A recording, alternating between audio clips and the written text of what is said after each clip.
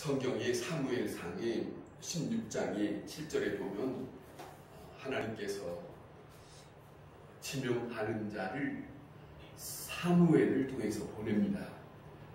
그 보낼 때에 이새의 집에 가서 이제 그 아들 중에 기름 부을 자가 있으니 그를 만나라. 그렇게 하면서 하나님이 보내시게 됩니다. 그 이새의 집에 갔습니다. 7명을 세워서 하나하나를 보았지만은 하나님의 영으로 감동되는 사람을 못 만났습니다. 그래서 이새에게 말합니다. 이게 전부냐? 그러니까 하나 더 있습니다. 저 밖에 목동으로 그렇게 양을 지키고 있는 아들이 하나 있습니다. 그렇게 말을 할 때 이 사무엘이 그를 불러오다 그렇게 말합니다. 그가 그를 불러오기 전에는 내가 다른 일을 하지 않겠다 하면서 그를 불러오라 했을 때에 다윗을 불러오게 됩니다.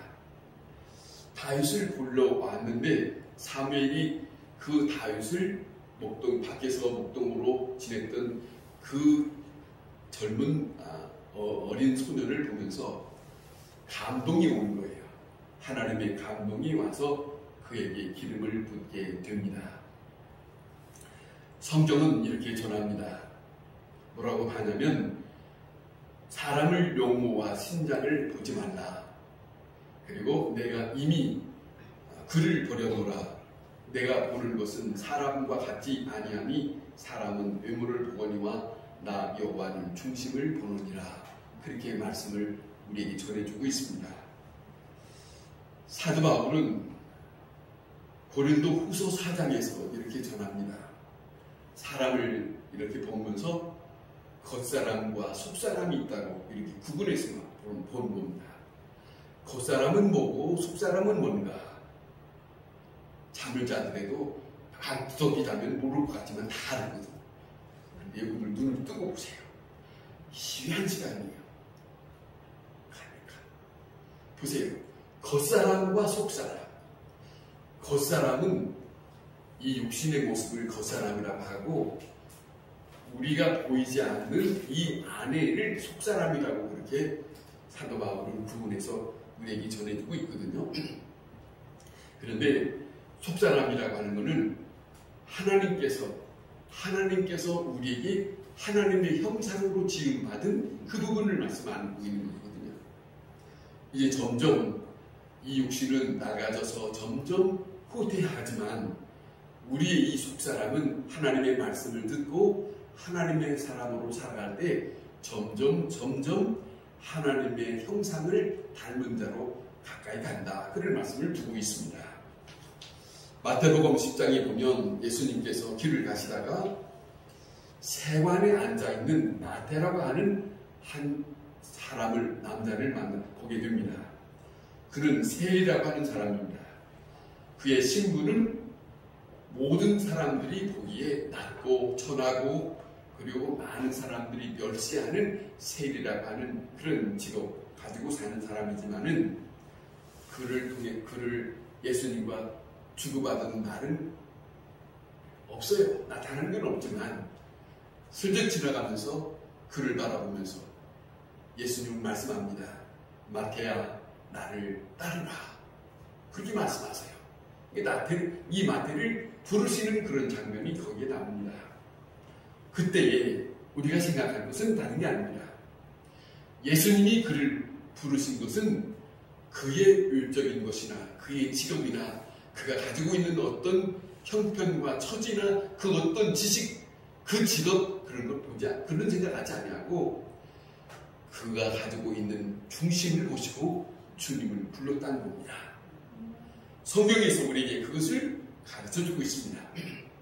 비록 세관에 앉아있어서 세금을 받는 많은 사람들로 하여금 지탄을 받고 있는 처지지만은 그의 마음의 깊은 곳에는 메시아를 기다리는 마음, 거룩한 마음, 그것을 보신 예수님은 마태야 나를 따르라 했다는 것이죠.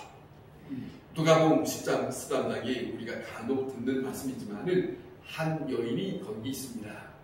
그 여인은 18년 동안 귀신 들려서 곱추 몸은 곱주요 정신적으로는 귀신이 들려서 제정신으로 하지 못하는 한 여인이 눈에 띕니다.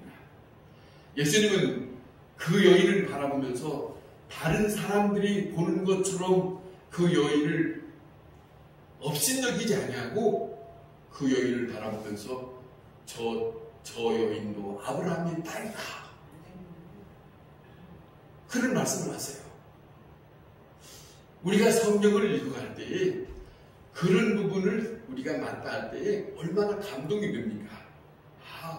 예수님이 사람들이 생각하는 것처럼 예수님은 그렇게 그렇게 보거나 그렇게 말씀하시거나 그렇지 않아 하시고 사람과는 달리 말씀하시고 있는 그 부분을 만날 때 말입니다. 자, 생각하면 이 여인이 만약에 20대에 귀신이 들었다면 18년이면 38세가 아니겠어요? 아주 좋은 시간에 이 사람에게는 귀신 들려서 정말로 형편없이 살아갈 수 있는 그런 부분이 있지 않았을까 하는 생각이 듭니다. 그러나 놀라운 것은 예수님께서 그에게 감격스러운 아브라함의 딸이다 라고 하는 말씀을 그에게 들려줬다고 하는 것은 모든 주변 사람들이 다 지켜보는 가운데서 자기 자신을 알지 못하지만은 많은 사람들이 지켜보는 가운데서 18년 귀신 들려서 곱추로 살고 있는 그 여인, 하나님의 놀라운 창조의 말씀이 들려진 거죠. 그러지 않겠습니까? 그러면서 하시는 말씀입니다. 저를 매이면서 푸는 것이 마땅하지 않느냐. 굉장한 은혜예요. 굉장한 사랑이에요. 묶여있는 거에서 풀어주는 것이 마땅하지 않느냐. 엄청난 사랑이에요. 이거는 세상에, 이 세상에 어느 누구에게도 들을 수 없는 엄청난 것 아니겠습니까? 속사람을 볼 수 있어야 하는 것이 예수 믿고 사는 우리에게도 이제는 예수님의 사람으로서 사는 자로서 우리는 예수 믿지 않았을 때와는 다른 모습으로, 다른 마음으로 보는 것도 달라야 되고 말하는 것도 달라야 되고 생각하는 것도 달라야 되는 것이다. 그것이 우리에게 주어지고 있다. 그런 말씀입니다. 오늘 이 본문의 말씀은 예수님이 십자가 지시기 전에 몇 시간 전에 게셈마네 동산에서 제자들과 함께 기도하는 그 장면의 그 모습, 그 배경 속에 있는 내용입니다. 9명은 저 밑에 두고 3명만 같이 예수님과 함께 있는 그 자리에서 여기 남겨놓고 그 다음에 저쪽에 조금 떨어진 가운데 예수님이 기도하는 그런 내용이 여기 담겨져 있습니다. 그런데 여기서 그를 말씀하는 거예요. 깨어 기도하라. 시험에 들지 않게 기도하라. 그런 말씀을 하세요. 한참 기도하시고 예수님이 제자들에게 어떻게 기도하나 보려고 오셨어요. 그런데 저들이 다 자고 있더라는 것이죠. 시험에 들지 않게 기도하라. 그리고 다시 저들에게 말씀하시고 예수님은 저만큼 다시 가서서 예수님은 또 기도하시고 이런 일을 3차례를 하시는 내용 속에 들려주는 말씀 한마디가 있는데 너무너무 감동적인 그런 말씀이 있습니다. 나와 함께 1시간도 깨어 있을 수 없더냐. 나와 함께 1시간이라도 깨어 있을 수 없더냐. 그런 말씀을 하세요. 그러면서 그 말씀을 이어가서 하시는 말씀이 이런 말씀합니다. 마음은 원인데 육신이 약하구나. 치근하게 생각하는 거예요. 그 제자들, 우리를 생각하시면서 그런 거예요. 치근하게 생각하는 거예요.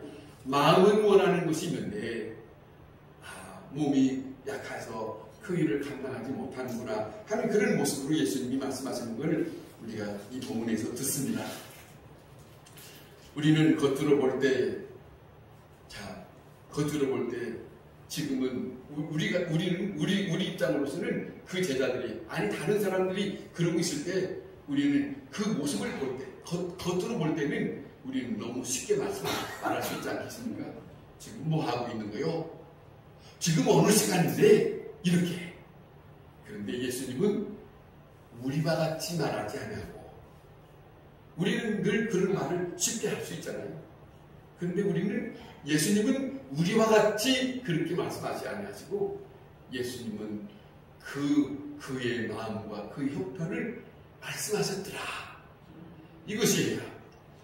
마태복음 9장 10절에 마태라고 하는 그 세리의 집에 가서 초청을 받아서 갔을 때에 많은 사람들이 주변에 바리새인들 거기에 있는 사람들이 예수님에 대해서 비난합니다. 그리고 세리도 비난합니다. 아니 너희 선생은 어찌하여 저 주인과 함께 저렇게 같이 살 수 있느냐 이거 비난합니다. 비난하든 말든 예수님은 그곳에서 너무너무 귀한 말씀을 또 한 번 우리에게 들려주시고 있는데 이 말씀입니다. 너희는 가서 내가 긍휼을 원하고 제사를 원하지 아니하노라 하신 뜻이 무엇인지 배우라. 자, 정말로 우리가 생각하면 생각할수록 이 긍휼이라는 것은 사람이 할 수 있는 입장이 아니에요. 하나님만 하실 수 있는 용어예요. 긍휼이라는 말은. 그런데 이 긍휼이라는 말이 예수님이 쓰시는데 제사라고 하는 말은 오늘 예배라고 하는 형태로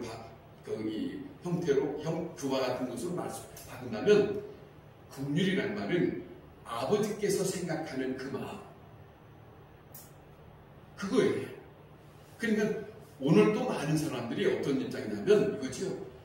예배드리면 돼. 예배가 소중해 하지만 이 말씀을 다시 해석하면 다시 우리에게 뜻을 밝혀주는 말씀은 뭐냐면 그 많은 예배에 대해서 초점을 두는 것보다는 긍휼은 현실적으로 실제적인 생활 속에서 우리가 하나님의 마음으로 한 사람 한 사람들에게 보여주는 그 모습이에요.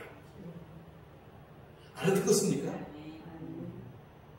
예배에 앉아있는 그것만 많이 쌓은 것이 중요한 것이 아니라 많이 있는데 사실 실상으로서는 사람들을 대할 때 긍휼함이 없어요. 그러면 예수님은 그 긍휼함이 없는 예배가 무슨 소용이냐 이거지. 그러니까 우리는 깊이 생각합니다. 저도 마찬가지입니다. 이런 말씀을 접할 때에 저는 다시 한번 마음을 세우게 해요. 그거예요. 그런데 많은 사람들은 좀 전에 말씀드린 것처럼 어느 부분에 더 생각하느냐 이것이 자기들 생각대로 그렇게 생각을 해요. 사람들이. 근데 사실은 보세요. 누가복음 15장에 탕자의 비유가 있었거든요. 몇 번이고 말씀을 드리지만 다시 한번 생겨든다면 여기입니다. 이 탕자의 비유에는 탕자에 대해서 말하려고 그 비유를 말씀하신 게 아니에요. 아버지의 입장을 두고 말씀하시는 거예요. 한 집안에 아들이 있었는데 둘째 아들이 자기에게 받을 수 있는 유산 그걸 나한테 다 주세요. 그 유산이라는 것은 이제 아버지가 거의 이제는 끝날 때쯤에 받을 수 있는 건데 아직도 아버지가 살아계시는데 주세요. 가지고 가서 다 탕진했어요. 어려움이 많지요. 그런데 그 어려움이 많은 가운데 그 아버지는 나가는 날부터 그 아들이 다시 돌아오는 날까지 그 아버지는 제가 중학교 2학년 때 영어 선생님이 이 얘기를 잠깐 동안 하더라고요. 그 아버지는 일단으로요.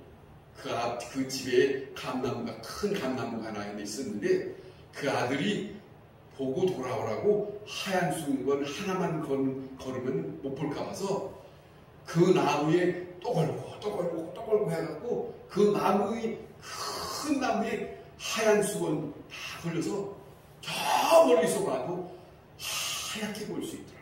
아버지가 기다리는 그 모습을 알 수 있도록.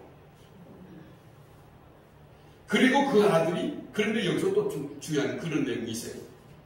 그 탕자가 아버지의 마음을 생각했다는 거예요. 아버지의 집을 생각했다는 거예요. 그가 돌아옵니다. 돌아올 때는 그 아들이 형편없습니다.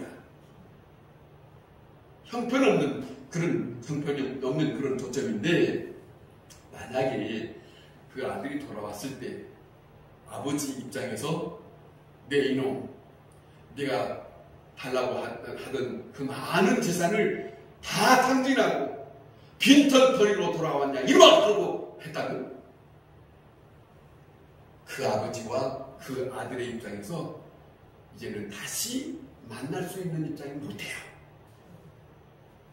영영 다시 그 아들은 나갔을 거예요. 그런데 여기서 그 아버지는 참 우리에게 귀한 걸 말씀합니다. 많은 재산, 많이 탕진했던 그것을 한 번도 물어본 말씀이 없어요. 잘 들으세요.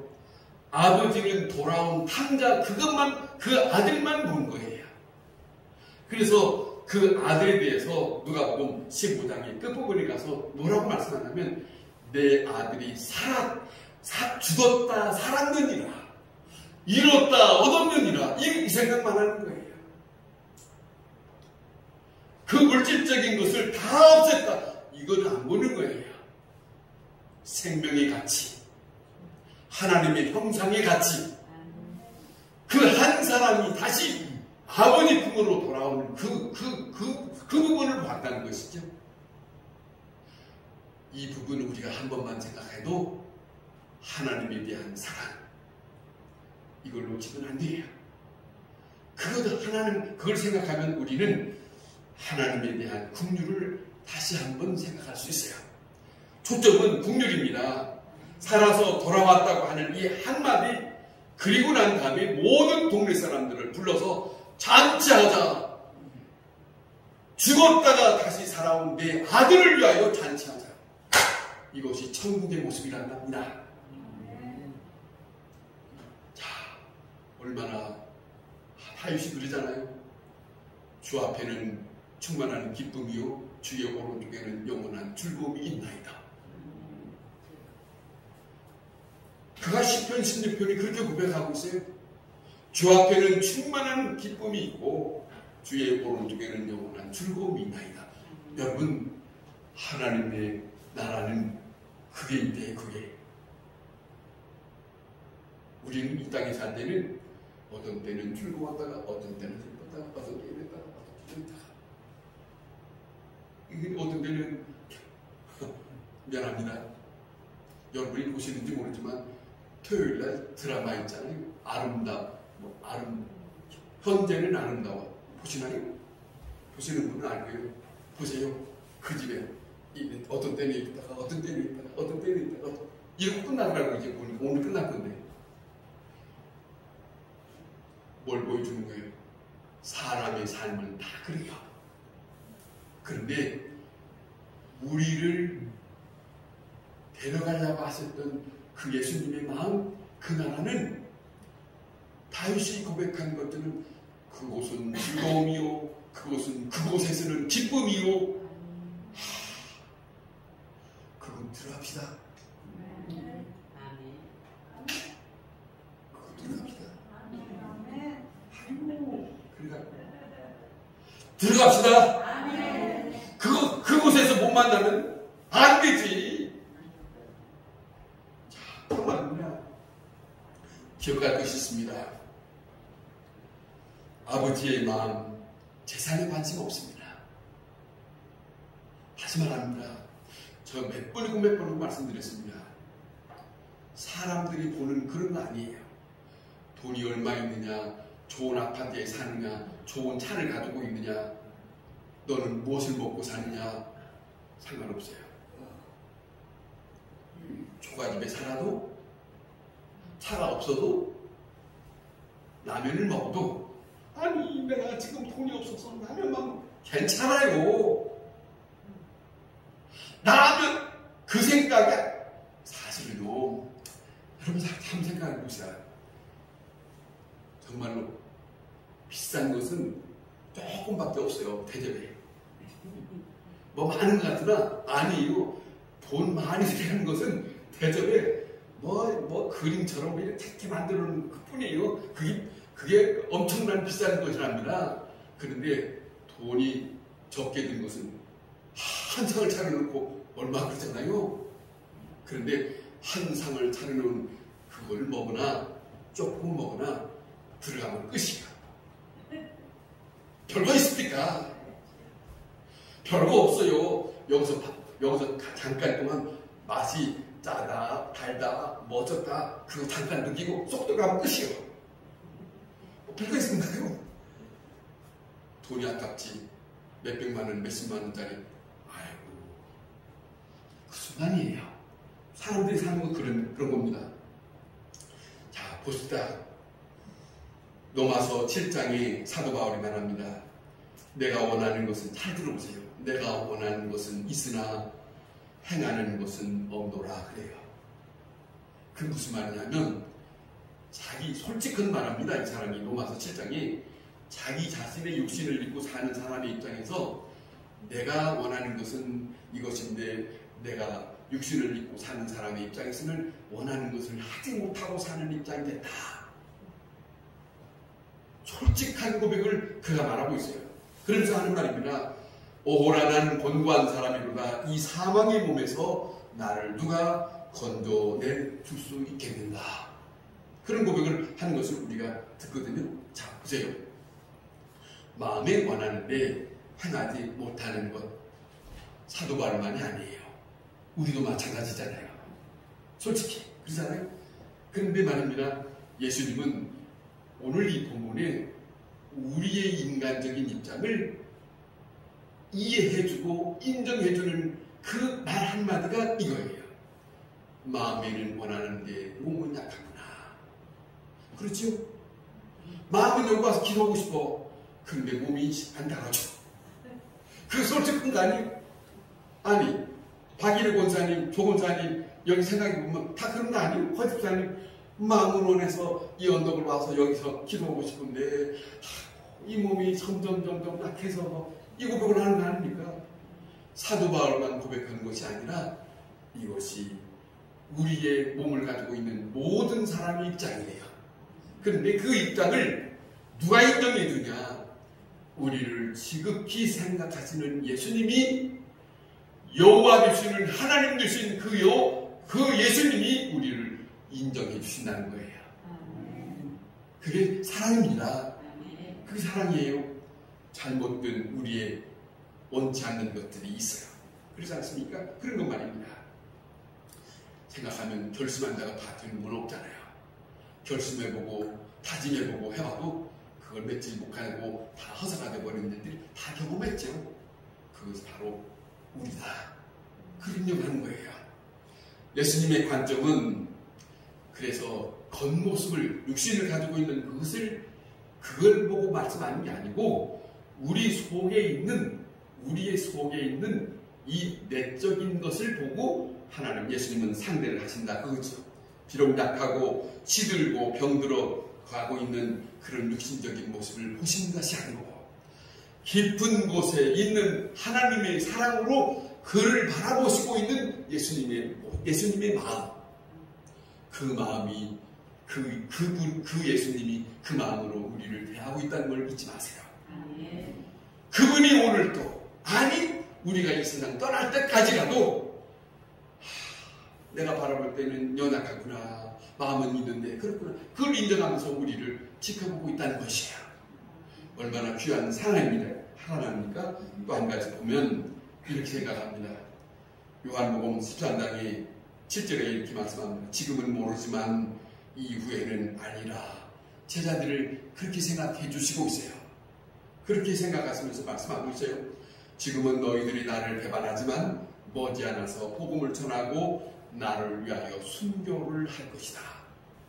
미리 생각하시고 있어요. 제자들 입장에서는 어림도 없어요. 그런데 형편없지요. 예수님이 십자가 지고 예수님이 심을 받고 있는 그곳을 다 떠나서 도망가고 있는데 예수님은 아니에요. 저들이 지금은 연약하고 저들이 정말로 어떻게 할 수 없으니까 나와 함께 있었던 그런 때는 괜찮았는데 나를 잃어버리고 난 다음에 저들은 나약한 입장에서 어쩔 수 없이 그냥 도망가고 말았지만은 조금 후에는 나를 위해서 복음을 전하고 나를 위해서 순교할 자들이 저들일 것이다. 이렇게 위로해 주시고 생각하시고 그렇게 하시는 분이 예수님이시다. 자, 얼마나 감사합니까? 육신은 약합니다.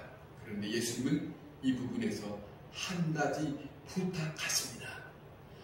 깨어 기도하라. 내 마음대로 못한 것 안다. 내 자신이 내 자신을 다스릴 수 없다는 것 내가 안다. 내 의지로 불가능하다는 걸 안다. 그러니 깨어 기도하라. 이것이 주님이 우리와 함께 할 수 있는 번호입니다. 그것을 일러준 거예요. 너희가 약한 건 안다. 그러나 너희가 이길 수 있는 것은 깨어 기도하는 것이다. 어느 자리가 있든지 간에 밭에서 일하다가도 잠깐 피곤하다가도 어쨌든 간에 앉아서 그럴 수 있잖아요.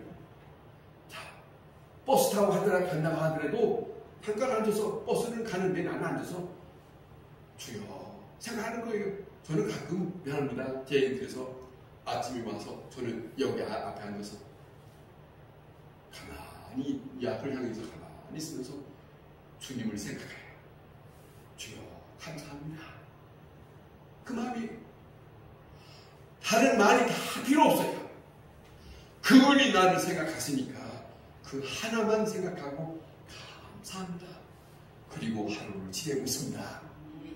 우리에게 주님이 우리를 향하신 마음, 그걸 우리가 받아들이고 여러분에게 깨어 기도하는 마음, 샘을 얻어가면서 승리하며 주님의 자녀로 살아가는 우리 모두가 될 수 있기를 바랍니다.